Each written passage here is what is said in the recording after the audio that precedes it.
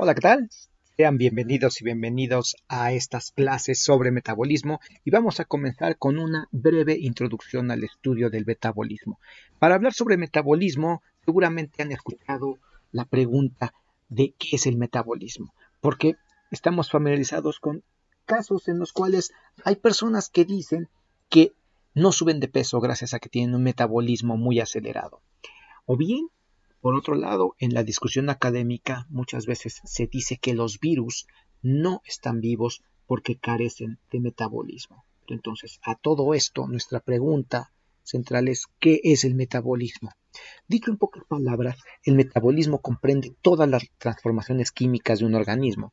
Estas transformaciones químicas están representadas en este diagrama como líneas que unen puntos. Cada uno de los puntos o círculos representa una sustancia química que participa en estas transformaciones químicas.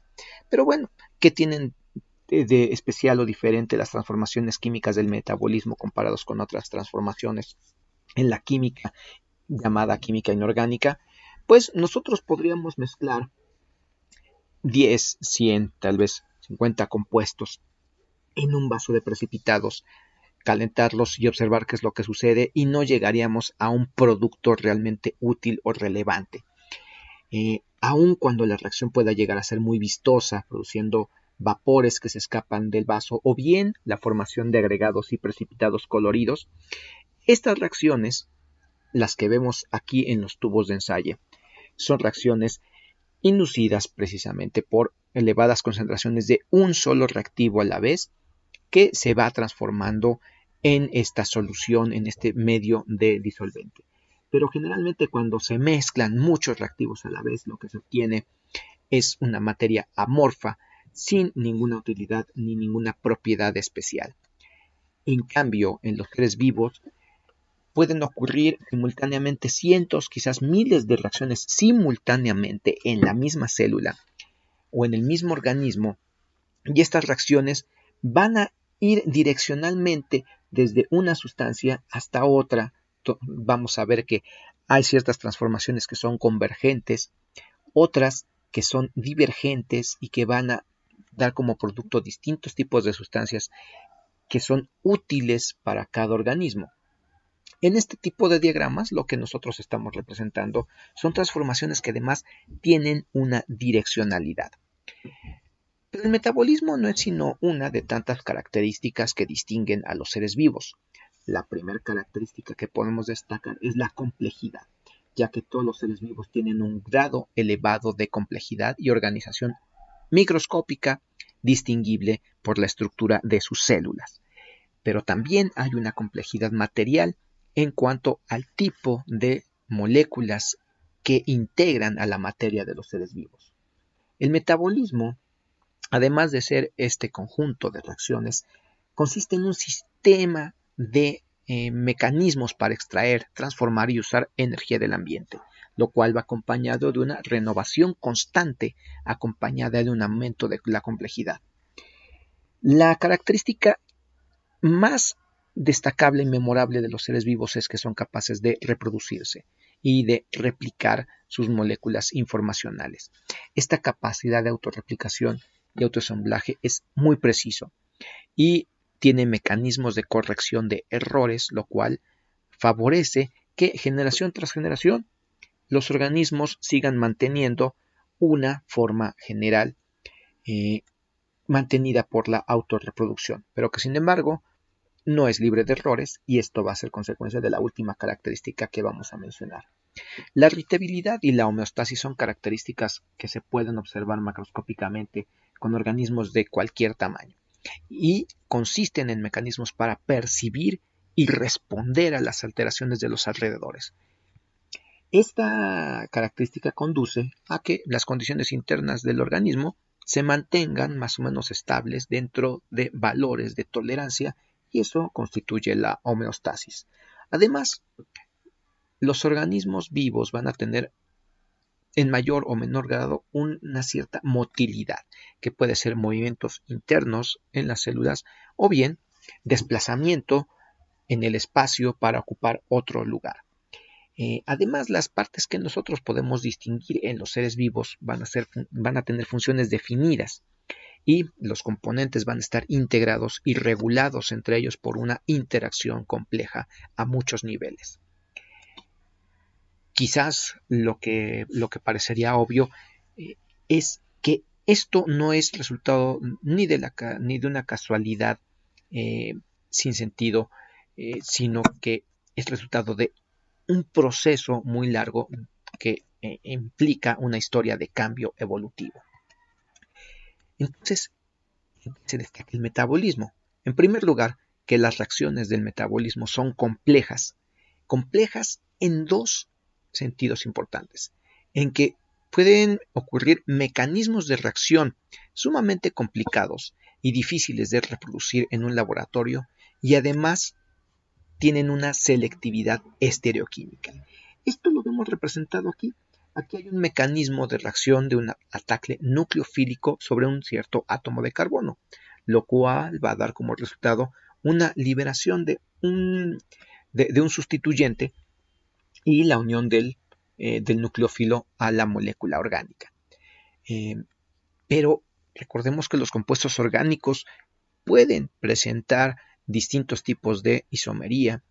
Las estructuras pueden diferir solo en pequeños detalles, posición de dobles enlaces, acomodo de grupos funcionales a lo largo de una molécula, y en los seres vivos hay una alta selectividad. No van a reaccionar de igual manera con un componente que es un isómero similar a los componentes que forman parte de la estructura del organismo.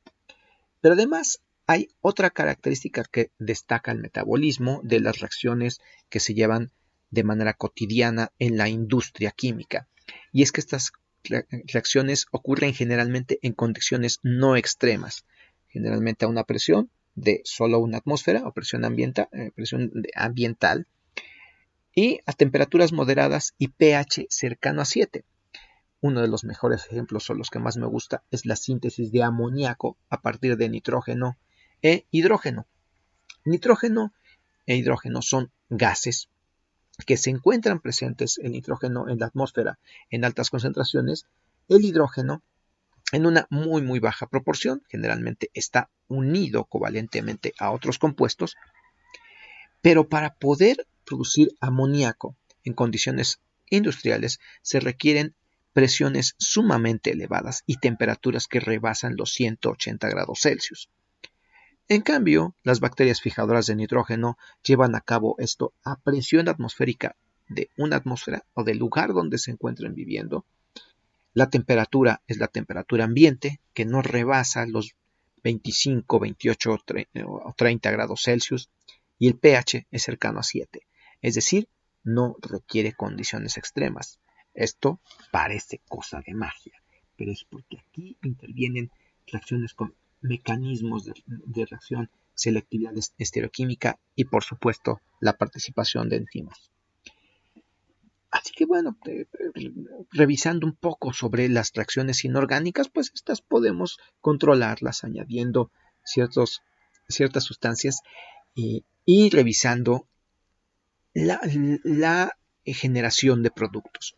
De hecho, muchos de los estudios en el metabolismo se van a basar en aislar algunos componentes para poder analizar reacciones individuales, una por una, y así ir armando el rompecabezas de qué es lo que mantiene todas las capacidades de los seres vivos, desde el mantenimiento de la estructura hasta el crecimiento, la reproducción y la evolución.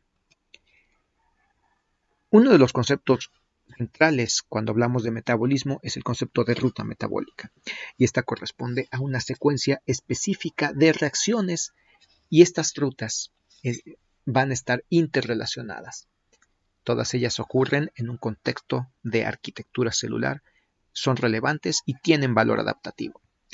Además de que van a tener mecanismos distintos para controlar la velocidad de reacción intracelular, es decir, hay mecanismos de control de flujo. Esto lo representamos en un esquema que puede ser intimidante la primera vez que lo encontramos, pero ya podemos ir reconociendo ciertas características que estaban destacadas en el texto anterior. Uno, hay una secuencia de reacciones que va ocurriendo desde la transformación de un precursor o un conjunto de precursores a lo largo de esta secuencia de reacciones hasta llegar en algunos casos a productos finales o a la integración de componentes macromoleculares. Todas las rutas van a estar interconectadas.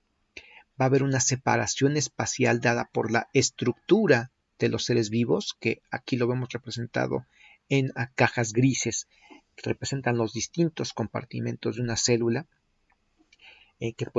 la forma más simple de separar los compartimentos es citoplasma y el exterior de la célula delimitado por la membrana plasmática. Y todas estas rutas entonces van a tener también mecanismos que controlan, porque hay rutas que van en un sentido señalado en este caso por las flechas rojas de arriba hacia abajo, pero también hay rutas que regresan al mismo precursor compartiendo algunos de los intermediarios, no así las mismas enzimas, solamente algunas de ellas, y también puede haber mecanismos de reacción diferenciados en estas rutas metabólicas. Algunos términos adicionales que vamos a utilizar a lo largo de todo este curso es qué es el metabolismo intermediario. Y este es el que abarca todas las reacciones de síntesis, degradación de compuestos, y que en especial no van a implicar un molde de ácido nucleico. Los procesos que implican un molde de ácido nucleico son los procesos llamados informacionales, donde participan el DNA y el RNA en el flujo de información genética. Si excluimos esos, todo lo demás que ocurre en la célula le llamamos metabolismo intermediario, y aquí la única información que se necesita es la complementariedad entre la estructura de las enzimas y sus sustratos. Entonces la reacción solo va a depender de la estructura de las enzimas. Una parte del metabolismo intermediario es el metabolismo energético, que son estas rutas que específicamente ya sea sirven para almacenar o generar energía metabólica.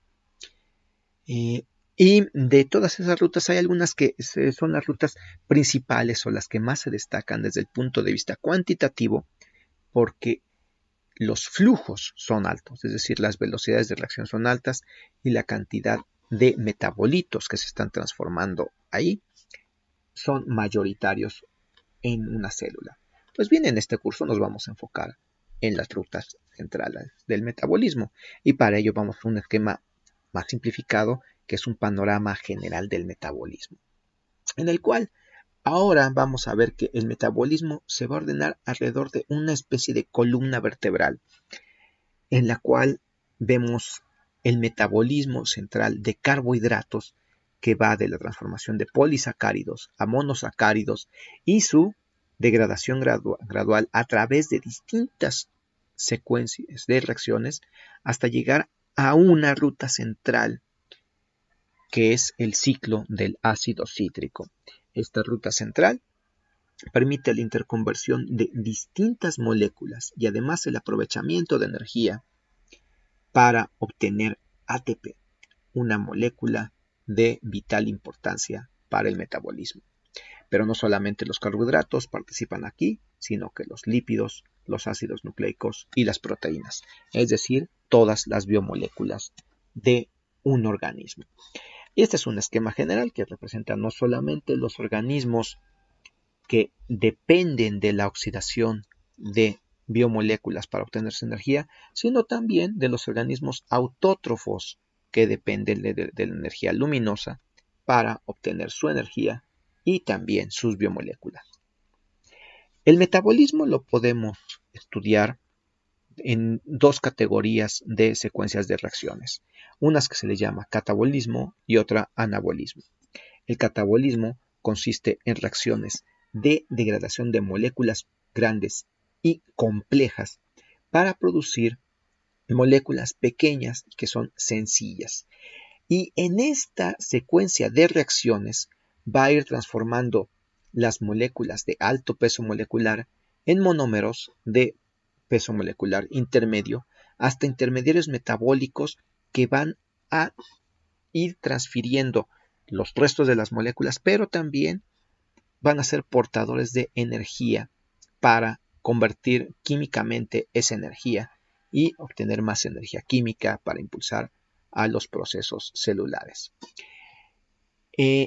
Por otro lado, el anabolismo comprende las reacciones que parten de moléculas pequeñas y sencillas que requiere de energía para ir transformando estas moléculas sencillas en intermediarios metabólicos, en primer lugar, entre los cuales están el piruvato, el acetilcoenzima A y los intermediarios del ciclo del ácido cítrico, para convertirlos en los monómeros de las macromoléculas.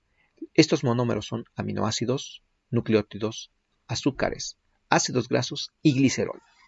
Y ya con ello se pueden construir todas las macromoléculas, que son proteínas a partir de aminoácidos, ácidos nucleicos a partir de nucleótidos, polisacáridos a partir de azúcares y los lípidos a partir de ácidos grasos y glicerol. Entonces, son dos tipos de reacciones que ocurren en sentido inverso: el catabolismo de degradación, el anabolismo de biosíntesis. Y aquí además podemos distinguir como tres fases principales del metabolismo. En el nivel 1 está la interconversión entre macromoléculas y monómeros. Si es catabolismo, es de macromoléculas hacia monómeros. Si es anabolismo, es la reacción inversa de monómeros a macromoléculas. En el nivel 2 es donde participan moléculas sencillas para la formación de monómeros y viceversa. Y la fase 3 en el catabolismo es la degradación final hacia compuestos sencillos o bien la síntesis a partir de compuestos sencillos para obtener los intermediarios metabólicos. Entonces, ya con esto podemos ver que el metabolismo, a pesar de consistir de cientos o miles de reacciones, lo podemos ir dividiendo en categorías para su estudio. Vamos a ejemplos de metabolismo. Primero, el catabolismo de los carbohidratos es parte de esta ruta central que va a converger en una ruta que vamos a estudiar con más detalle, que es la glucólisis. Esta glucólisis es la degradación de la glucosa, que es un azúcar sencillo, a través de varias reacciones hasta obtener piruvato. Durante la glucólisis se obtiene energía química en forma de moléculas de ATP. Y al final, este piruvato se puede transformar por dos rutas energéticas alternativas que permiten obtener el ATP.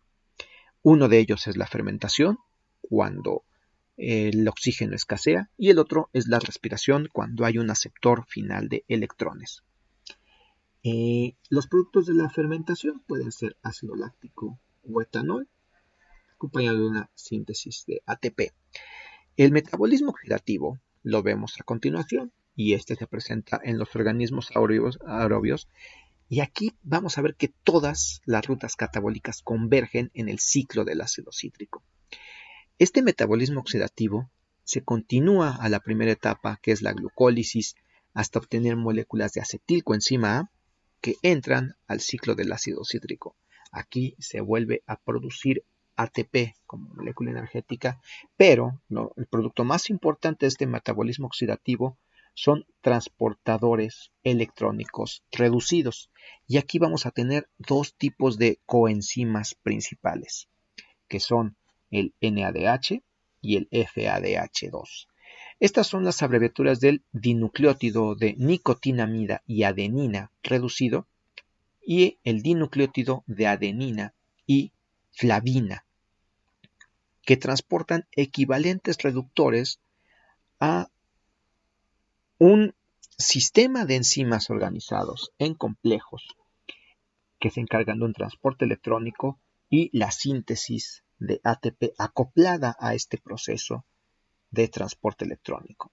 Entonces, este metabolismo oxidativo tiene como ganancia la obtención de intermediarios de energía que pueden donar un grupo fosfato para favorecer el resto de procesos fisiológicos, no solamente en reacciones químicas, sino también movimiento mecánico o movimiento a través de membranas.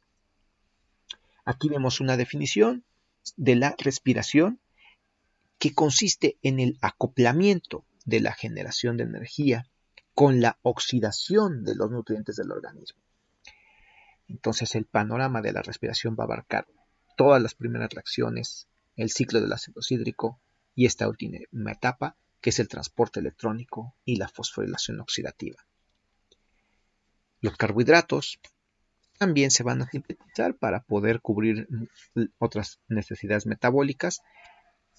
Y aquí vemos que la glucosa va a tener un papel relevante, ya que es el requisito para obtener otros carbohidratos o distintos monómeros que se utilizan en la biosíntesis de distintos compuestos.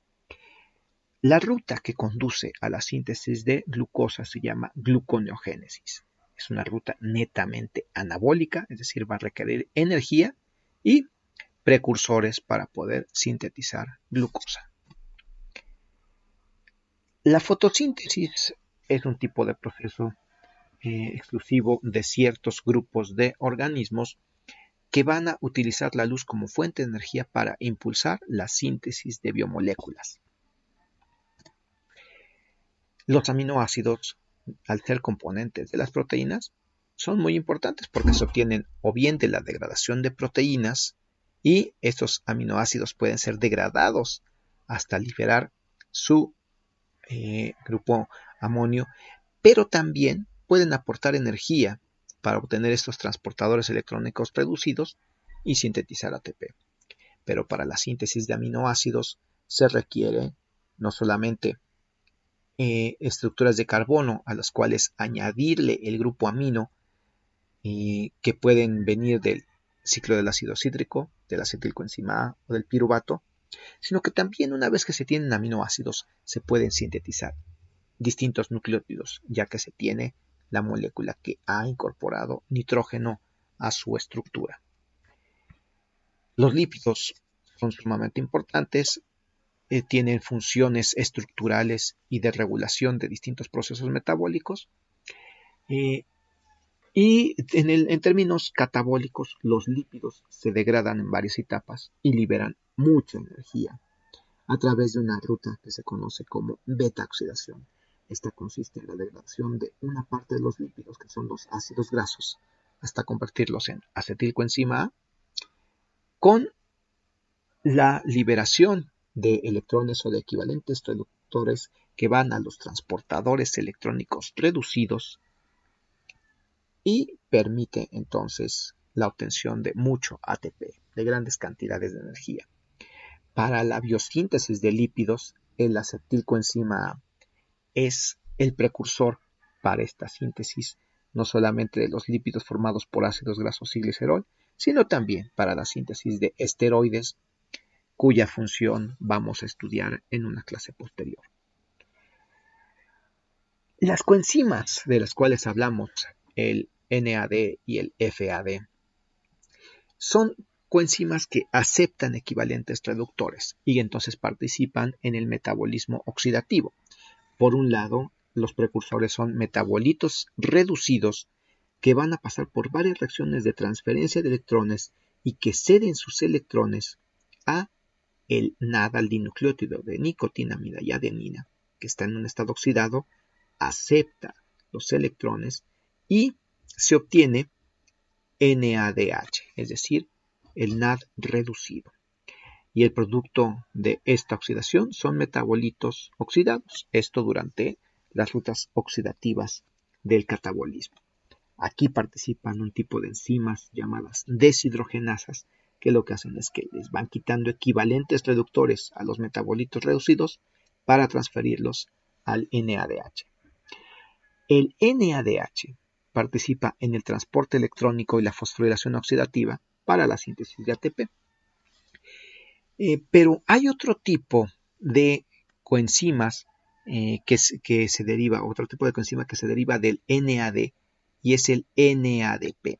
Es el dinucleótido de nicotinamida y adenina con un grupo fosfato que va a tener una gran importancia porque el NADP oxidado va a ser reducido a través de una ruta especial que es la ruta de las pentosas fosfato, que transfiere equivalentes reductores para obtener NADP reducido, y este NADP reducido, NADPH, va a ceder sus electrones, va a aportar esta forma de energía para convertir metabolitos oxidados en metabolitos reducidos, es decir, los que ganan electrones en las rutas reductoras del anabolismo.